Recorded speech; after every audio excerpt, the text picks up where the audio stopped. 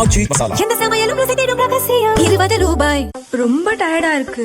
இயற்கையான டேட்ஸ், பாதாம், பிஸ்தா, cash and honey கொண்டு தயாரிக்கப்பட்ட லயன் டேட் நட் பைட்ஸ். மத்திய மேற்கு வங்கக்கடல் முதல் கேரள கடலோர பகுதிகள் வரை ஒரு வளிமண்டல காற்றழுத்த தாழ்வு பாதை நிலவுகிறது. இதன் காரணமாக நீலகிரி, திண்டுக்கல், தேனி, மதுரை, சிவகங்கை, தஞ்சாவூர் மற்றும் ராமநாதபுரம் மாவட்டங்களில் நாளை 17ஆம் தேதி இடி மின்னலுடன் கனமழை பெய்யும். மணிக்கு 40 முதல் 50 கிலோமீட்டர் வேகத்தில் சூறை காற்று வீசும். நாமக்கல், சேலம், தருமபுரி, கிருஷ்ணகிரி, திருப்பத்தூர், வேலூர், ராணிப்பேட்டை, திருவண்ணாமலை, திருச்சி, பெரம்பலூர் மற்றும் அரியலூர் மாவட்டங்களில் மிதமான மழை பெய்யும். நீலகிரி, தேனி, திண்டுக்கல், மதுரை, ஈரோடு, நாமக்கல், கரூர், திருச்சி, புதுக்கோட்டை, சிவகங்கை, அரியலூர், பெரம்பலூர் மாவட்டங்களில் 18ஆம் தேதி கனமழைக்கு வாய்ப்புள்ளது. நாளை மறுநாள் தமிழகம், புதுச்சேரியில் ஓரிரு இடங்களில் லேசான மழை பெய்யும்.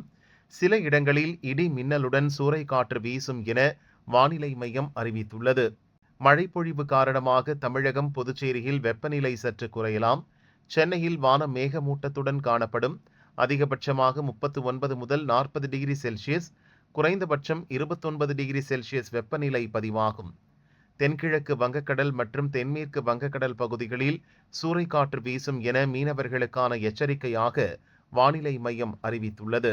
கடந்த 24 மணி நேரத்தில் கன்னியாகுமரியில் 236 மில்லிமீட்டர், நெல்லையில் 223 மில்லிமீட்டர், கோவையில் 126 மில்லிமீட்டர், தருமபுரியில் 78 மில்லிமீட்டர், நீலகிரியில் 77 மில்லிமீட்டர், தென்காசியில் 72 மில்லிமீட்டர் மழை பெய்துள்ளது.